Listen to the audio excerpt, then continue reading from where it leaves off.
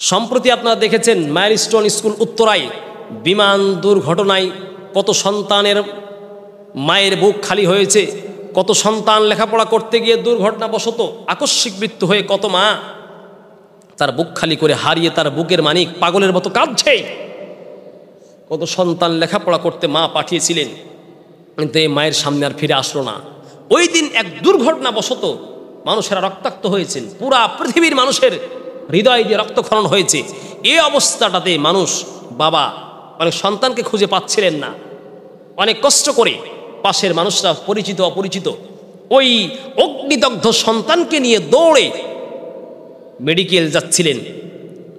পথে গাড়ির প্রয়োজন, রিক্সাওয়ালার সাথে সাক্ষাৎ হয়েছে, আগুনে পুড়ে চামড়া ঝলসে গিয়েছে অবস্থায় পানির প্রয়োজন ছিল। কিন্তু এই যে মানুষ যে দৌড়ে নিয়ে যাচ্ছিল এমন অবস্থায় আপনারা দেখেছেন শুনেছেন, ওখানে 20 টাকার পানি 50 টাকার পানি নাকি 600 টাকা চেয়েছে। ওই অবস্থায় পানির দরকার, মানে আগুনে পুড়েছে, মানুষের পানির তো দরকার। তখন দোকানগুলিতে গিয়ে ওই স্টক বোতলজাত পানি মানুষ সামনে পেয়েছে, কোথায় পানি খুঁজবে, দোকানের কাছে কিনতে গিয়ে 50 টাকার পানি 600 টাকা রাখতে চেয়েছে। আশ্চর্য ব্যাপার! এই হচ্ছে সোনার বাংলাদেশ, এই হচ্ছে বাংলাদেশের অবস্থা। একটা মানুষ বিপদে পড়েছে, আরও যা আপনারা দেখেছেন খুব কষ্টের বিষয়। হারে কোন দেশে বাস করছি, এটাকে মুসলিম কান্ট্রি? মুসলমান তো কোরআন তোমার সামনে ছিল, কোরআন তো বলছে ওই অভাবগ্রস্ত দুর্দশাগ্রস্ত বিপদগ্রস্তকে সাহায্য করলে তোমাকে শ্রেষ্ঠ মানুষ বলে কোরআন স্বীকৃতি দিয়েছে। অনেক রিক্সাওয়ালা ভাইদের কথা শুনলাম, মা সন্তানকে দৌড়ে নিয়ে আসছে, রিক্সায় উঠে নিয়ে গিয়ে মেডিকেল নিয়ে যাবে, তাড়াতাড়ি চিকিৎসার ব্যবস্থা করবে, অথচ এই রিক্সাওয়ালারা পর্যন্ত 50 টাকার ভাড়া 100 টাকা চেয়েছে, 50 টাকার ভাড়া 200 টাকা চেয়েছে। আহারে দুঃখ! ওই ব্যথা, মা তার সন্তানকে হারিয়েছে। সাধারণ মৃত্যু নয়, দুর্ঘটনার মৃত্যু। মায়ের সামনে অনেক সন্তানের কলিজা আগুনে জ্বলতেছে, মায়ের সামনে সন্তানের চামড়া আগুনে জ্বলতেছে। এমন অবস্থায় মা দৌড়ে গিয়ে সন্তানকে উঠে নিয়ে মেডিকেল নিয়ে যাবে। এমন অবস্থায় মানুষের কাছে পানি চাইলে, পানি কিনতে গেলে 10 টাকার পানি 50 টাকা চাই, 50 টাকার পানি 600 টাকা চাচ্ছে, 20 টাকার ভাড়া 100 টাকা চাচ্ছে। এই কি মানুষের নীতি? ও ভ্যানওয়ালা, ও পানির দোকানদার, উচিত ছিল তোমার ওই সময় আল্লাহর জান্নাত ক্রয় করা। আমি তো মুসলিম, তুমি তো মুসলিম। হে রিক্সাওয়ালা, আপনি দিনমজুর, আপনি শরীরের ঘাম পানি করে অর্থ উপার্জন করছেন, আল্লাহ আপনাকে ভালোবাসে। ও হে দোকানদার, আপনি পানি বিক্রি করছেন, আল্লাহ আপনাকে ভালোবাসে। বিক্রেতাকে আল্লাহ, ব্যবসায়ীকে আল্লাহ ভালোবাসেন। কিন্তু তার মানে কি এই মানবতা হারিয়ে গেল দেশ থেকে? মুসলিম জাতি তো লজ্জাইতে মাথা নিচু করতে ইচ্ছে হচ্ছে, লজ্জাইতে মাথা উঁচু করা যাচ্ছে না। ও মুসলমান, এই দুর্দশা, চিন্তা, এই পেরেশানের অবস্থাটা আপনি, ভাড়াটাকে আপনি, একজন মানুষের বিপদটাকে আপনি সুযোগ হিসেবে ব্যবহার করলেন। একজন মানুষের বিপদটাকে আপনি, পেরেশানটাকে আপনি পাথেয় বানিয়ে অর্থ উপার্জন করার নিয়ত করলেন। মায়ের সন্তান ইন্তেকাল, অনেক মাইক্রোওয়ালা ভদ্রলোক কারে করে চড়ে যাচ্ছে, ঘুষের টাকা দিয়ে কার কিনেছে, ওর তো মায়া টাকার, ওর তো গাড়ির প্রতি অনেক মায়া। অনেক মা ছটফট করছে সন্তানকে নিয়ে। উচিত ছিল ওই গাড়িওয়ালা গাড়ি থামিয়ে দিয়ে গাড়িওয়ালা গাড়ির থেকে নেমে গিয়ে ওই সন্তানকে মাইক্রোতে করে তুলে নিয়ে গিয়ে নিকটতম কোনো ক্লিনিক, নিকটতম কোনো মেডিকেলে গিয়ে সন্তানকে ভর্তি করে দ্রুত চিকিৎসার ব্যবস্থা করা দরকার ছিল।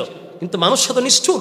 একজন রিক্সাওয়ালা 10 টাকার ভাড়া 20 টাকা চাইবে, 10 টাকার ভাড়া 50 টাকা চাবে, 100 টাকার ভাড়া 200 টাকা চাইবে।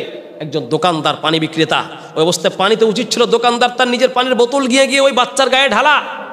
উপরন্ত মা, গার্ডিয়ান, মানুষ পানি কিনতে চাইলে 3 ডবল 4 ডবল পানির দাম নিতে চাই। এটা কি মানুষ?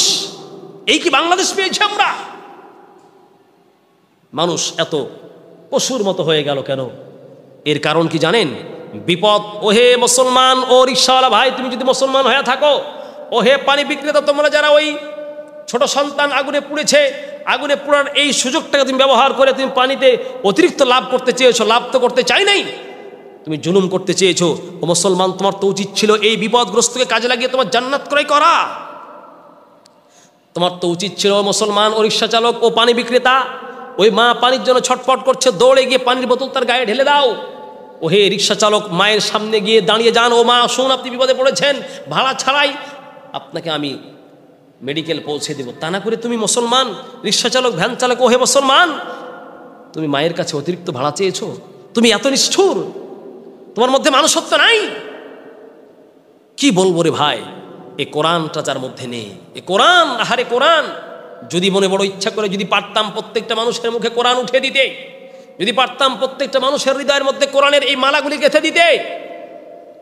দোষ করেছিলাম আমরা এই গণতন্ত্র মানেই হচ্ছে তোমাকে আমাকে শোষণ করা, এই গণতন্ত্র মানেই হচ্ছে পরস্পরের মধ্যে যুদ্ধ এবং বিগ্রহ সৃষ্টি করা। আর ইসলামী খেলাফত মানে হচ্ছে মাজলুমকে সহযোগিতা করা, বিপদগ্রস্তকে সহযোগিতা করা।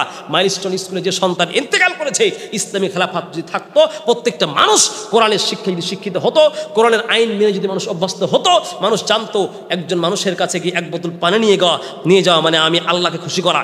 একজন রিকশাওয়ালা যদি জানতো এই কথা, কোরআনের কথা, রাসূলের কথা, ইসলামী খেলাফতের কথা যদি একজন মুসলমান জানতো, ভ্যান চালক জানতো, একজন বিপদগ্রস্তকে সে সন্তান নিয়ে মেডিকেলে যাওয়ার জন্য চেষ্টা করছে, আমি যদি এই পথে যাত্রীটাকে যদি নিয়ে গিয়ে আমি একটু সাহায্য করি, এর বিনিময়ে কিয়ামতের মাঠে আল্লাহ আমাকে নেকি দান করবেন, আল্লাহ এর বিনিময়ে আমাকে জান্নাত দিবেন। এটা যদি আমাদের ভ্যান চালকরা জানতো, দোকানদাররা জানতো, তাহলে কোশ্চিনকালে এই পশুর মতো আচরণ করে একজন দোকানদার 20 টাকার পানি 600 টাকা চাইতো না, একজন রিকশা চালক 50 টাকার ভাড়া 100 টাকা চাইতো না।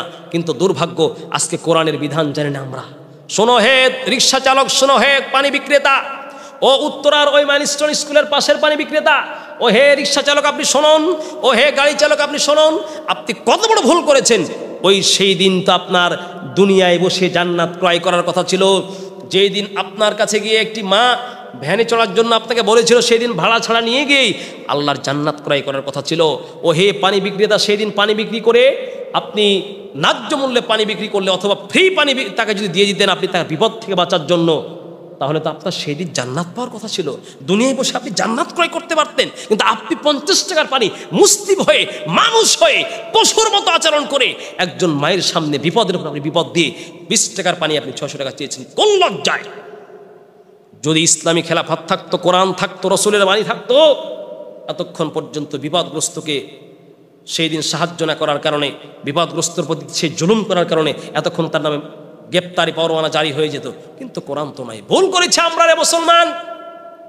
যদি মানুষ মানুষের সাথে ভালোবাসা চলতে চান, যদি মানুষ মানুষের সাথে ভ্রাতৃত্ব বন্ধন করতে চান, মুসলমান যদি একে অপরকে সহযোগিতা, সহানুভূতি এবং সৌহার্দ্যপূর্ণ আচরণে চলতে চান, তাহলে গণতন্ত্রকে নিক্ষেপ করুন, পশ্চিমাদের এই কুফরিতন্ত্রকে নিক্ষেপ করুন। গণতন্ত্র ব্যর্থ হয়েছে, মানুষ মানুষকে মিলাতে, মানুষ মানুষের সাথে বন্ধুত্ব স্থাপন করতে ব্যর্থ হয়েছে। কোরআন নিয়ে আসুন। ও হে পানি বিক্রেতা, ও হে ভ্যান চালক, আপনাকে বলছি, যারা আপনার কাছে এবং দূর থেকে শুনছেন, আপনাকে বলছি, একজন মানুষ বিপদে পড়েছে, ওই বিপদগ্রস্তকে আপনি একটু সহযোগিতা করলে, আল্লাহর হাবিব বলছেন, মান ফাররাজা আন মুসলিমিন কুরবাতান ফাররাজাল্লাহু আনহু কুরবাতাম মিন কুরবাতি ইয়াউমিল কিয়ামা। ওই ব্যক্তি যে একজন বিপদগ্রস্তর কোন একটি বিপদকে দূর করলো আল্লাহকে রাজি করার জন্য, আল্লাহর পয়গম্বর বলছেন, ফাররাজাল্লাহু আনহু, কিয়ামতের মাঠে আল্লাহ রাব্বুল আলামিন ওই বান্দার একটি বিপদকে আল্লাহ পাক দূর করে দিবেন। ও হে ভ্যান চালক, ও হে রিকশা চালক, ও হে পানি বিক্রেতা, সেই দিন তুমি যদি একটি সন্তানের বিপদ দূর করার জন্য 1 গ্লাস পানি মুখে গিয়ে ঢেলে দিতে, তাহলে এর বিনিময়ে কিন্তু তুমি আল্লাহর জান্নাত পেয়ে যেতে। কি বল করেছো! মানুষ নামের কলঙ্ক হয়ে গেছে আমরা। বিপদগ্রস্তকে আপনি সাহায্য করলেন না, বিপদগ্রস্তের প্রতি আপনি রহমতের দৃষ্টিতে তাকালেন না। রাসূল সাল্লাল্লাহু আলাইহি ওয়াসাল্লাম বলছেন, ইয়ারহামুর রহমানু ইরহামু আহলাল আরদি ইয়ারহামকুম মান ফিস সামা। ও হে পৃথিবীর মানুষেরা, তোমরা জমিনে যারা আছে তাদের প্রতি দয়া করো।